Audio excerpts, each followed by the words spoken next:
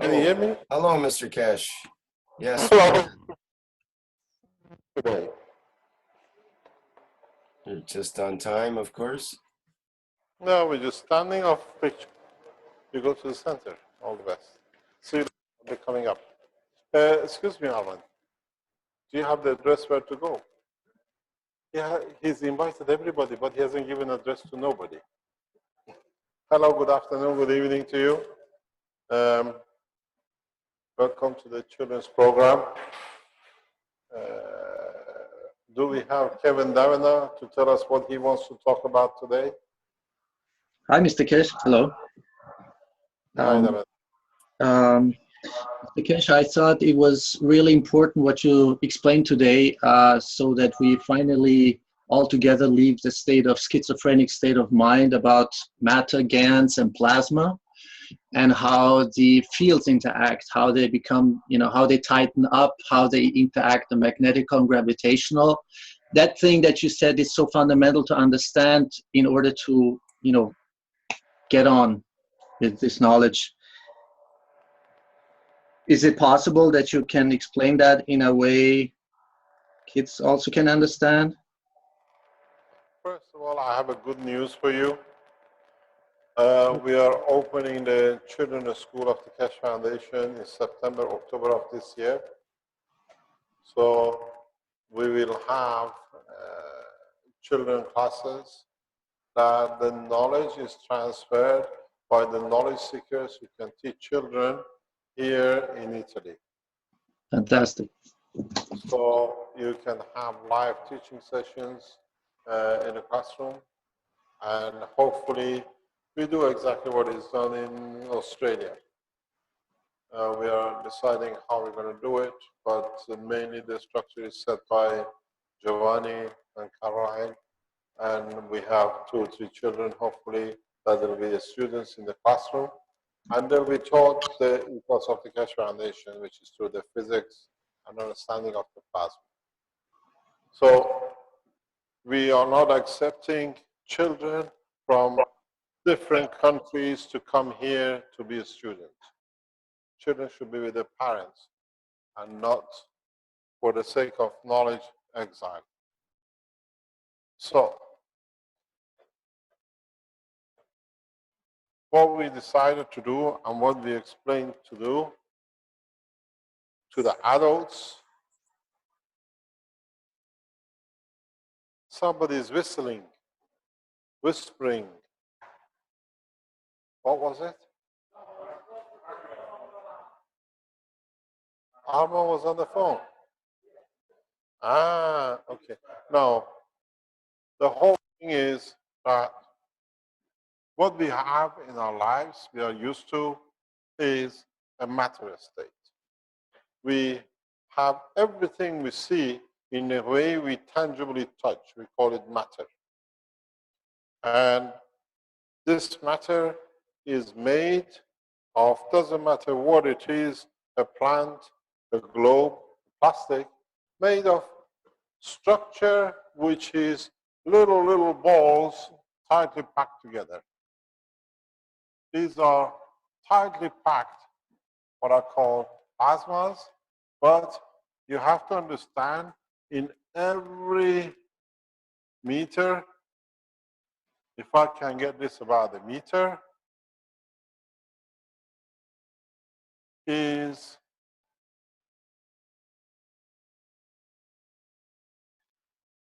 that many of these little things, more or less, next to each other.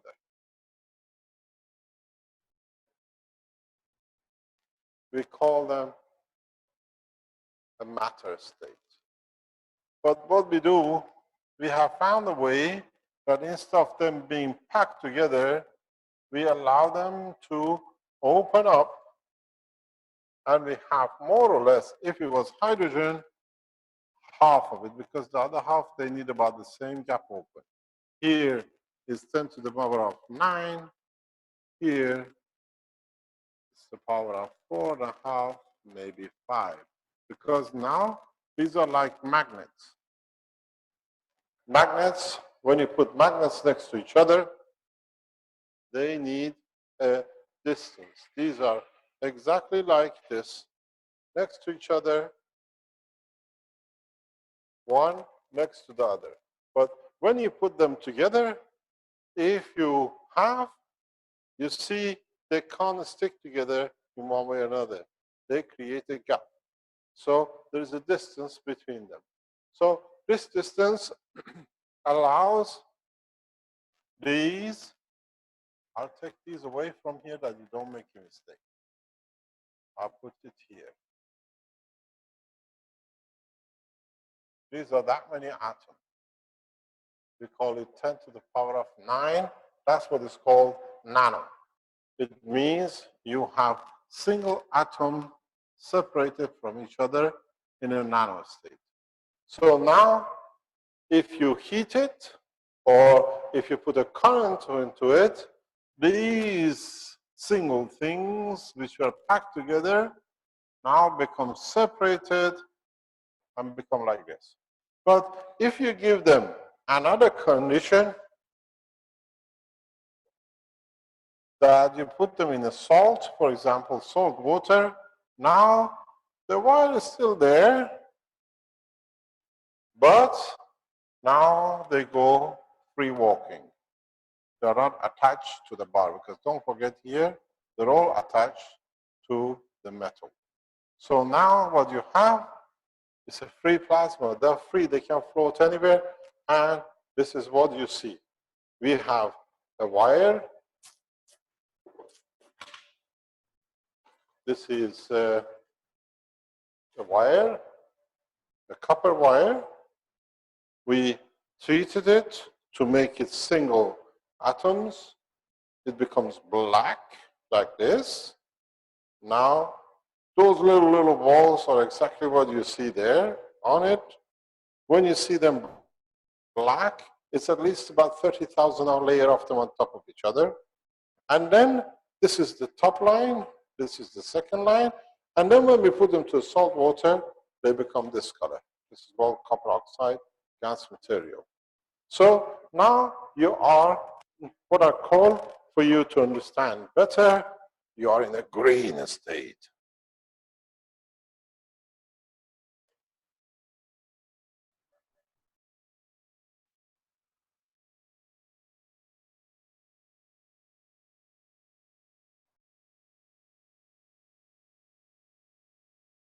Now you're free. We collect you. We can collect it as a liquid. So when we do this, now you're in a bottle. Don't forget, when you're in this state, every single one of these is exactly like a sun. Radiates continuously energy out. Continuous flow of energy. Non-stop flow of energy. So now you have the GANs. Now the GANs means actually the sun, a free sun. But because it is so small, we can put a lot of them in it, in a bottle. So when you look at this thing here, as a GANs, is billions of the suns, but in a small packages. It's like children and the adults. These are the children and the babies' sun. So what we do now, we learned, is when we put them in there, we put them in a sphere like a sun, and we rotate them, they release their energy. These little packs here, now because the sun that radiates, they release their energy as a magnetic field. And then if we can collect these energies the way we want, we can have an energy of, let's say, sweet. We can have an energy of a car, or we can energy of a banana. Because now it's free, we can make anything we like from it, even though it started from a copper wire. It became a nano of a copper wire, and then it became a GANs of it. Now it's a free. So now we can return it back to whatever state of matter we like it to be, because now it's free. It's like when you make a dough. You have a flour, you decide if it's going to be a bread, a cake, a muffin, or whatever you like. because now is in its fundamental free structure. So if you understand, we came down from this to this. We managed to gather it, and then we come back to the matter. The cycle of creation is complete.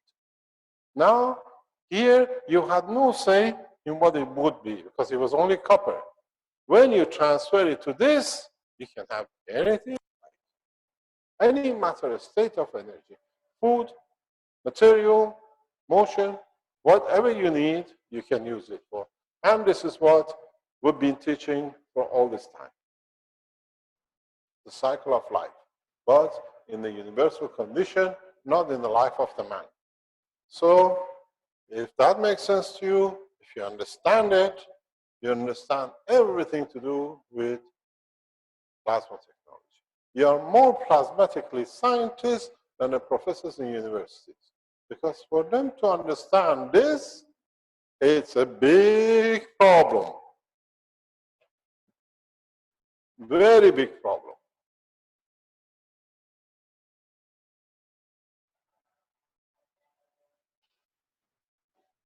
Hello.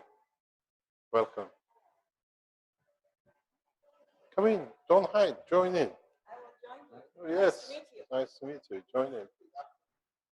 So now you see how things are. And now you see how the progress of knowledge and science, we used to heat this up, manipulate it, make wires, make cups and plates from it. Now the knowledge has come to the level that you don't need to manipulate it and only have a plate and copper plate or copper fork and knife or copper toy.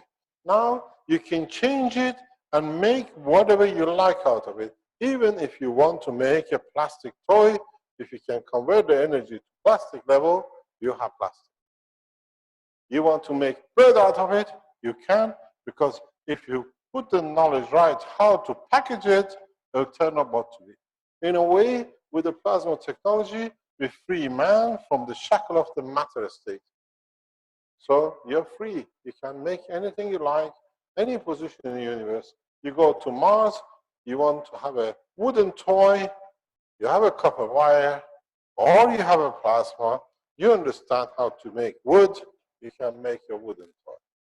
The knowledge is so simple that the new generation of the children will swim in it like a fish, and the old have to fight against it because it means they cannot swim. That's the biggest difference in the new knowledge. Because we've been too much attached to one status, we can't accept that we can have everything we want. Is that good enough for you, Mr. Kevin Davina? Yes. Do I get my master's? At least, yeah. Mr. Cash, is it possible to, with that same energy and the same materials, talking about the beads and the small reactors, could it be? Is it in any way possible to make a skateboard hover? Yes. If I take the base reactors and I put the beads around the skateboard, could that somehow, well, create? People would call it levitation. Are you using your brain as the fourth reactor? Why not? Yeah. Now you got the message. Now, could you go more specific? Listen,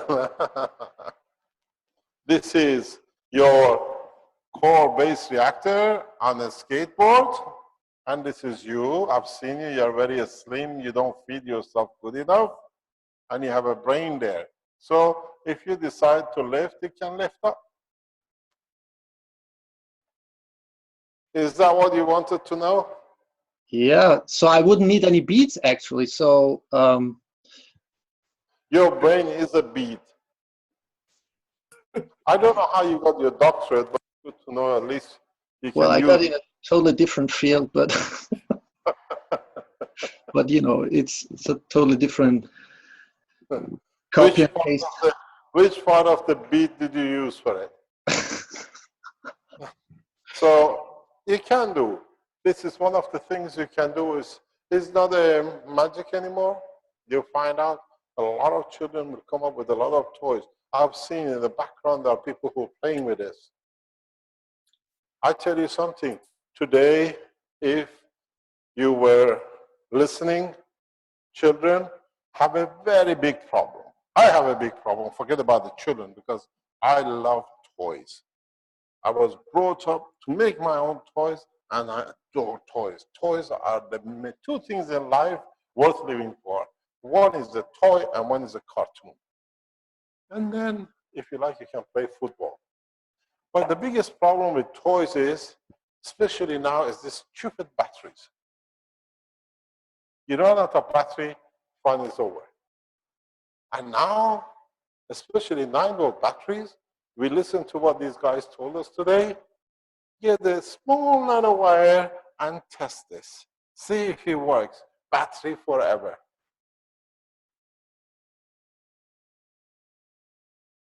Anybody wants to try? I asked to test something, and it tells you, put a battery inside the GANs and put the GANs inside the battery.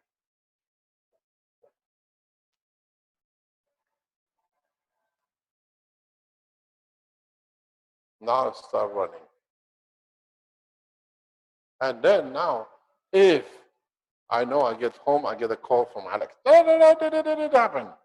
Now you put a wire on top of it.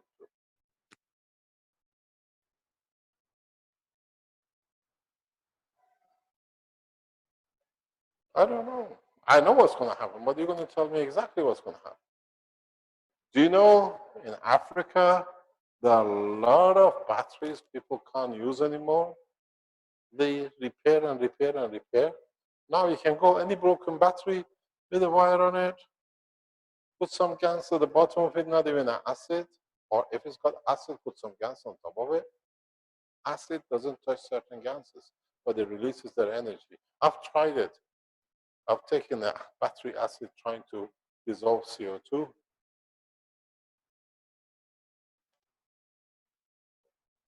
So maybe we can try. We don't need to charge a battery anymore. And understand is not, as I explained, this material is twisted. It's exactly like adults will understand more, maybe. It's a vortex. It's what they try to achieve in tokamak. You rotate. If you wind this correctly, you see a lot of benefits with it. So the energy will flow up and it feeds your motor. I want to know and check it tonight. See if I can run that little helicopter and not sit there and wait it to be charged up.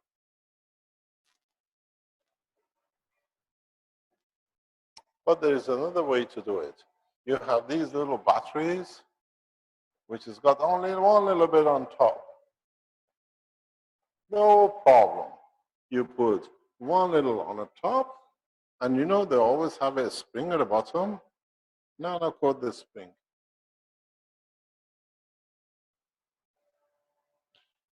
Ever Ready bankrupt. You know Ever Ready? Ever Ready batteries? They're South African. They try to buy the technology and hide the technology. They flew in from South Africa. The battery energy side.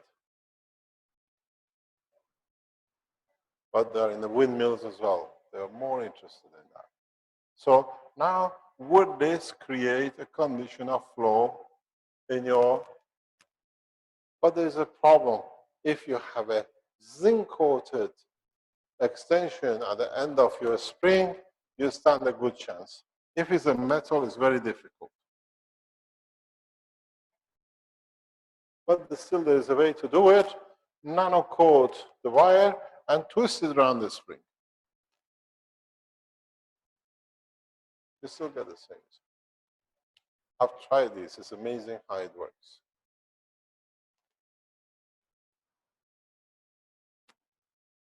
Don't forget, when you come to the other lab, I'll show you. For years I've played with this thing.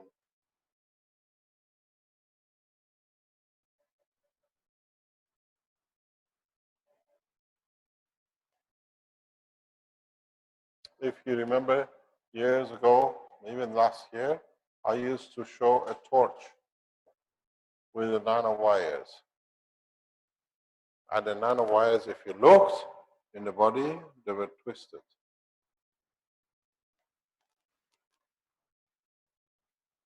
It has a central column, and the twist was on it.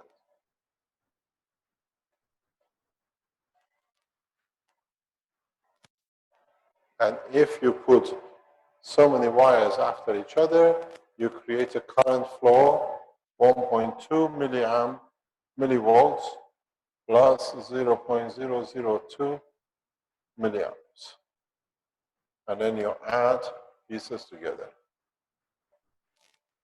You can have a torch which runs on its own. I have 2 or 3.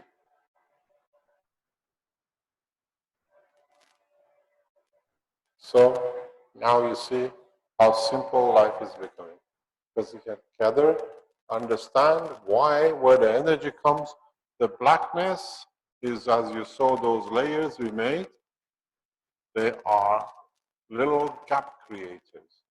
And the energy which comes from here, it goes and gets stored in the layers till you need it, and then it flows. The direction of the flow of the motor of the car shows which way you want to use it. So no more need for batteries, rechargeable. Or you can make yourself a much easier, better battery. I've said this before. Just place the battery inside the plastic casing of the GaNs material. The energy of the GaNs will flow through the charger, and it charges it without a need for the flow of absorbing through nanolayer.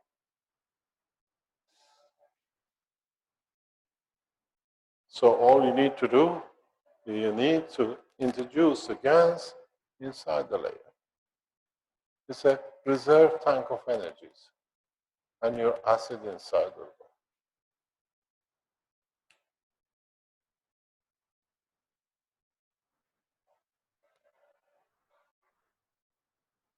Any other question?